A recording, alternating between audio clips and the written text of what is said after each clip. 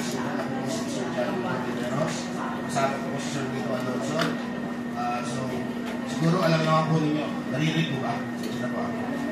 Alam naman po siguro ninyo na nag-revise po muli tayo ng implementing rules and regulation. So, ngayon po kasi meron po tayo i-revise as of December 18, 2024 po.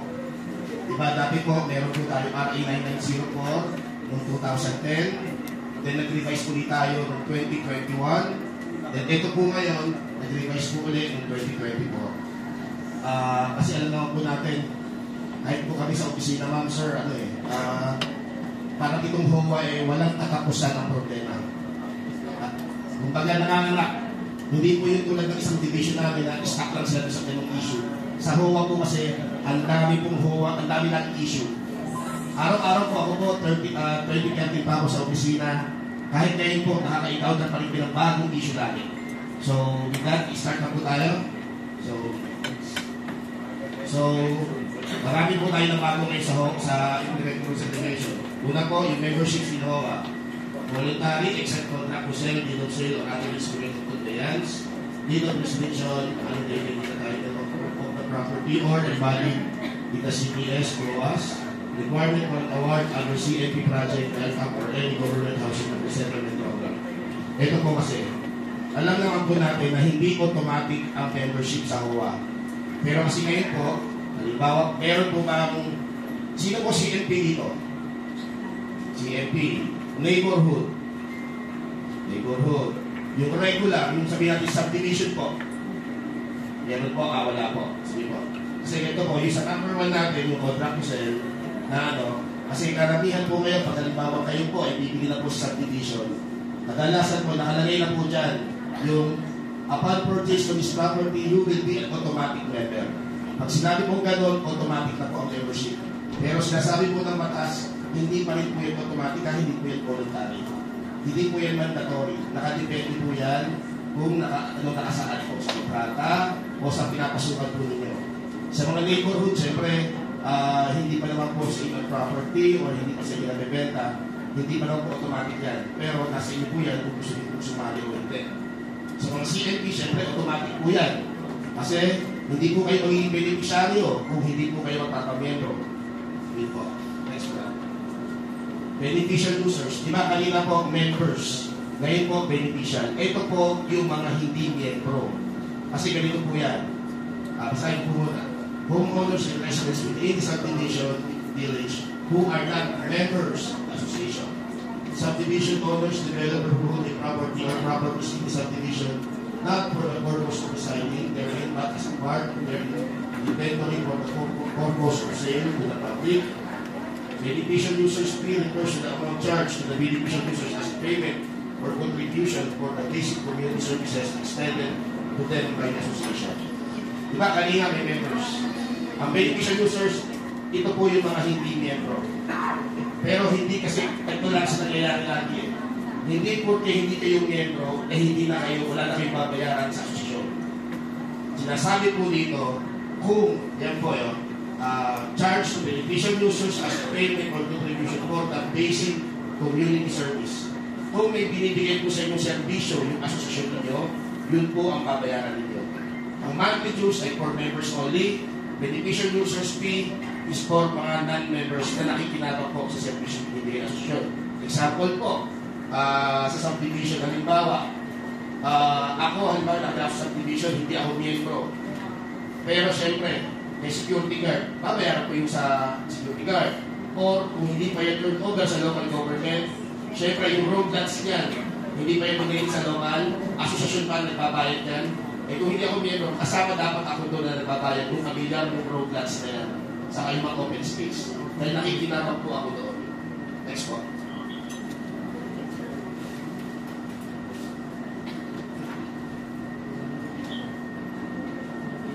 Okay, membership.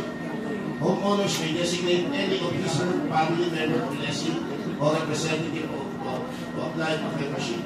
SBA need to have the rights of the member, except the rights to sign association books, records.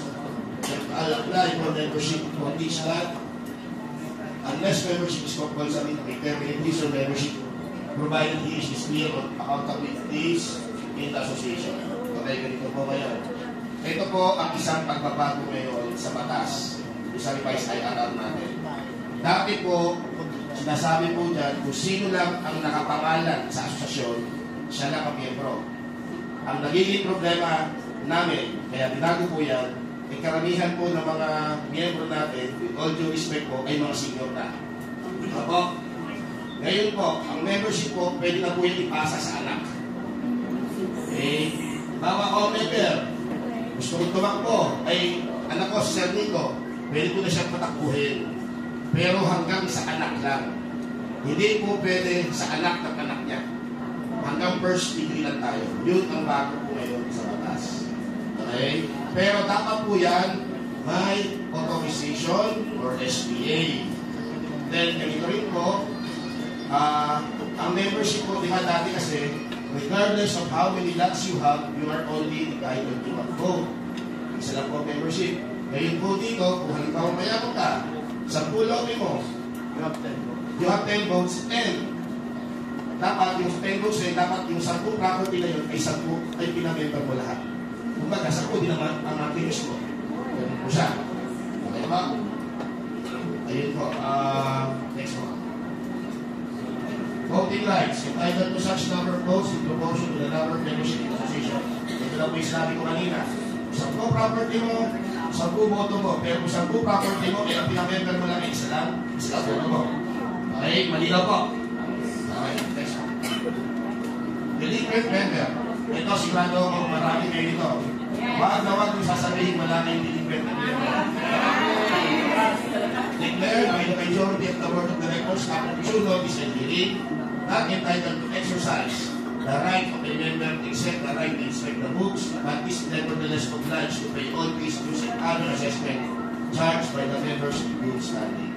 Okay, ganito, parang kahapon sa opisina. Hindi pala, ngayon meron kaming hawak na eleksyon. Sample natin dito, nung nag-election po kami dito sa Camella 2D. Nung nag-interview dyan. May sinasabi po yung mga taga doon na, halimbawa, si Sir Nico, ilang taon na hindi nagbabayad dyan, hindi yan pwede tumakbo, hindi yan pwede bumoto. Ang tanong namin, nag-declare ba kayo ng delinquent member? Pag wala kayong dinideklarang delinquent member, lahat yan pwede. Hindi pa nawawala ang karapatan niyang bumoto, iboto, at magreklamo. Para mawala po ang mga karapatan niya, dapat i-declare nyo silang delinquent member. Nasa batas po din yan, basahin lang po natin yung IRR, yung procedure in declaring a delinquent. May proseso po, hindi po yan basta-basta i-declare na lang. Kailangan po, padalhan po yan ng sulat. Okay, dumaan po sa due process. Para kung magreklamo man yan, kasi parang yung nakaraan din, may reklamo sa amin. Sir, hindi naman po dumaan sa proseso yun eh. I-reklamo nyo sa amin, para malaman natin. Kasi malay ba namin kung totoo ang sinasabi ng isang tao o hindi. In fairness din naman kasi sa board, baka mamaya, sinisiraan lang ng delinquent member. Sabi kasi po sa inyo, ang delinquent member, ang number 1 reklamador, lagi yan. Kaya kung gusto ninyo po silang mapatigil, mapatahimik, i-declare nyo sila delinquent member para mawala kayo ng problema. Ang problema lang po kasi, lagi siya sabi din sa amin, eh sir, magkakapit-bahay naman kami, baka mag-delinquent na kayo, magkaawi-awi lang kami. Tandaan po ninyo, mga board of directors, obligasyon yan na mag-declare ng delinquent. Ang mga miyembro, obligasyon magbayad. Wala naman obligasyon ng miyembro eh. Magbayad at kumapit ng meeting. Ngayon, pag hindi na ginagawa yan, kayo mga board of directors, sana maging mahigpit po kayo. Kasi kung hindi nyo po hihigpitan yan, wala pong nangyayari. Siyempre po, kaakiban po doon yung nasabi ko nga po lagi sa mga kliyente sa opisina na ang board of directors, hindi yan basta-basta. Basta dami kaaway kayo sa kakampi. Okay, wala naman kayo sweldo. Sasabi lang sa mga kliyente ko, kapag alam ko lang kayo, huwag na kayo mag-BOD. Pero kung hindi kayo mag-BOD, ano sa sasyon ninyo? Diba po? At ito rin po ha, hindi lang po sa hindi pagbabayad ang pagdideklara. Halimbawa ako, bayad ako ng monthly dues, advance pa. Hindi naman ako na-attend ng meeting. Pwede nyo rin ako i-declare. Hindi lang po sa pagbabayad, pati po sa pag-attend ng meeting. Okay po? Next one.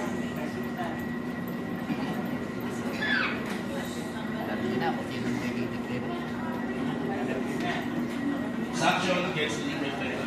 Ako yun. exception, no? Rights and privileges of a member are suspended except the right to inspect association books. Suspension of right extend to the homeowner and all those residing in his or her property. Association will impose other sanction. Shall not be imposed as exception, cutting of water supply, construction of ingress and egress, and sanitation of community. Ito rin po kasi nagiging problema. Nakita ko sa amin, nalilipit namin sa opisina. Halimbawa ako, delinquent lender. Bayad naman ako sa tubig. Sa monthly lang hindi bayad. Puputulan ng tubig ko. Bawal po yun. Okay? Doon lang po ako may problema sa monthly use. Doon lang po ako anuhan. Ito rin po palang sasabi sa akin ng mga kliyente namin. Eh sir, diniklar na namin. Ano gagawin namin? Ano? Ayaw pa rin magbayad.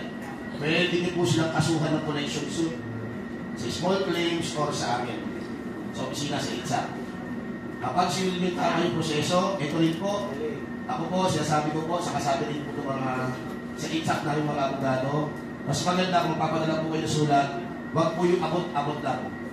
Ipadala niyo po through LTC or registered mail. Kasi doon at least may katibayan na may return card. Okay? Laging alibay sa amin. Kasi walang pera ang asosyon. Kalokohan. Kung walang pera ang asosyon, ibig sabihin yan, yung mga board of directors hindi ginagawa ang trabaho na dahil hindi kayo nakakolekta ng monthly dues. Tama? Okay. Then ito pa. Siyempre, pag nagpahin kayo ng kaso, pag nanalo kayo sa kaso, pag sinunod niyo yung proseso, nanalo kayo sa kaso, may sheriff kami para yung sheriff namin na mamumulekta para sa inyo ng utak nila. Pwede nyo rin po ikarga doon yung ano, kasi kailangan yung abogado dyan. Nasabi sa opisina namin na hindi nyo kailangan mag-abogado, pero ako, sabi ko sa inyo, kailangan abogado yan. Kasi may mga kliyente ko dito rin po sa Muntinlupa, na panalo yung kaso niya. Nag-file po siya ng kaso, natalo, na-dismiss. Bakit? Yan yung arbiter. Attorney, bakit po na-dismiss yung kaso? Sir, dyan, tignan mo naman yung pinay na kaso sa amin.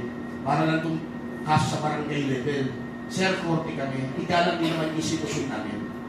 So, kung kailangan natin ng abogado, kung wala tayong pera, may public attorney's office. Diba po? Kaya wag po, sabi ko na lagi, pag gusto may paraan na tayo, maraming dahilan. Okay po? Next one. Reinstatement of a delinquent member. By majority of vote, reinstate within 10 days on receipt of proof of satisfaction or sanction imposed. Membership leave automatically stated if the board failed to reinstate within 10 days from the receipt of proof of satisfaction or sanction.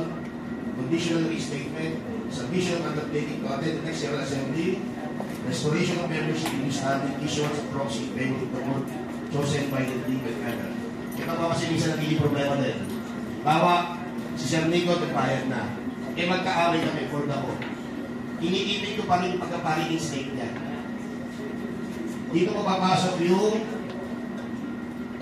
number 3. Membership bill automatically stated if the board failed to reinstate within 10 days. Automatic po yun, ipapalik na po yung membership na. Yung karapatan niya lagi ipapalik na. Okay? Then, kailangan din po, siyempre, anuhan ng mga board of directors. Pero dapat yan, pag nagbayad na yan, si treasurer dapat, ano yan, medyo ikaw, si treasurer ko dito kasi, medyo talagang critical na role dito, pag dito. Okay? Next one. Expulsion or substitution of officials. Board resolution approving expulsion of or the substitution. Notice of approval of agency administering managing the housing project and effort, the GFI extending end user financing. Proof of receipt of resolution by the expelled substituted member or proof of service to the last known address of the expelled substituted member.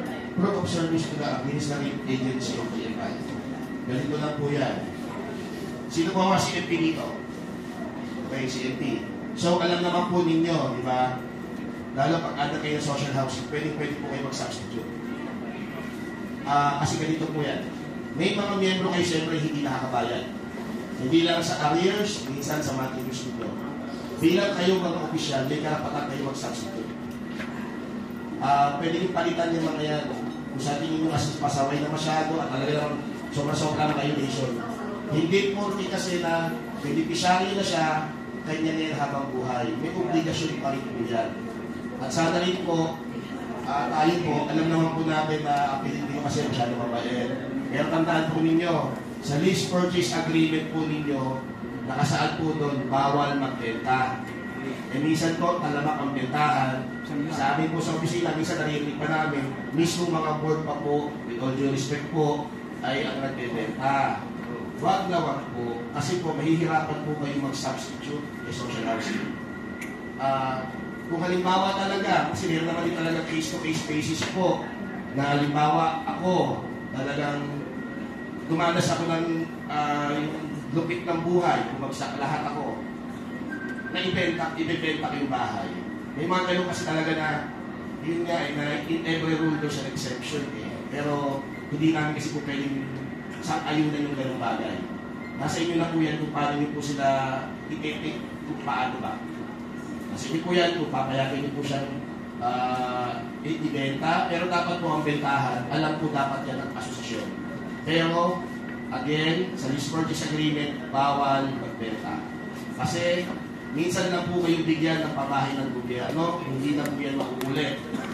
Ang tawag po namin sa opisina, yung mga nagbebenta ng property, ay mga professional squatters. Okay po? Yun. So, si social housing naman po, or si local government, may proseso naman po yan kung paano mag-substitute. So, alamin nyo lang po doon sa agency or government project na nag-ahandle sa inyo kung paano po ang proseso ng pag-substitution. And pag-substitute, hindi pa po kayo sa substitute, sabihin po niyan, hindi pa rin po kayo miyembro. Hindi pa po kayo miyembro kasi ngayon po din, pag-alam po, pag-alam ng social housing, pag hindi ka pa substituted, hindi ka pwede tumakbo. Eh minsan, ang ginagawa niyo po sa amin, magpapasa kayo ng master list, hindi na magaling kay social housing o local government. Gawa-gawa lang ninyo. Hindi pa rin po yung papayagan. Okay po? Next po natin. Requirement for registration. Ito po, mamaya po, i-discuss po ito Sir Nico, yung, kasi ito po, medyo, ano lang po, summarize lang po ito. I-skip ko po na ito ha, mamaya po Sir Nico po, i-discuss niya thoroughly. Sino pa po ba ang hindi rehistrado dito sa amin? Saan po kayo nakarehistro? Sa SEC o HIDC? SEC po. SEC, HIDC. Okay. Kung kayo ay rehistrado na sa HLURB dati, hindi na po yan kailangan magparehistro ha. Kasi makaakala ninyo, bunti HLURB kayo, kailangan pa daw magparehistro. Hindi na po. Dahil ang agency lang po namin ay nagpalit lang po ng pangalan. Nag-merge lang po sa City sa HLURB. Kasi enhancing sa HLURB, na kaya yung department kaya kami. Kaya kung HLURB po kayo, hindi na po nyo kailangan magpare-register. Maniwala po. Yes, malaki na ito. Okay? Kasi, isa may nagpupunta po sa opisina, makita namin ang record niya, HLURB na, bakit po kayo magpaparegister pa? Sir, kasi kailangan gusto ko, i-shoot kami. Hindi na po. Ang kailangan lang po magparehistro, yung ating SEC at HIDC. Okay po? Malinaw yun ha? Okay, next po. Ay, next po. Next po. Sige po. I-skip lang yung registration, sir, di ko kasi mag-i-discuss yan. Organization of POA, meron po ba subdivision dito? Wala naman po, no? So, skip din po natin ito, ma'am. Kaya sige, yan na rin natin, ma'am. For the benefit of the, siyempre, malay nyo, pagaling ng panahon, tumama kayo sa loto, makibili kayo sa subdivision.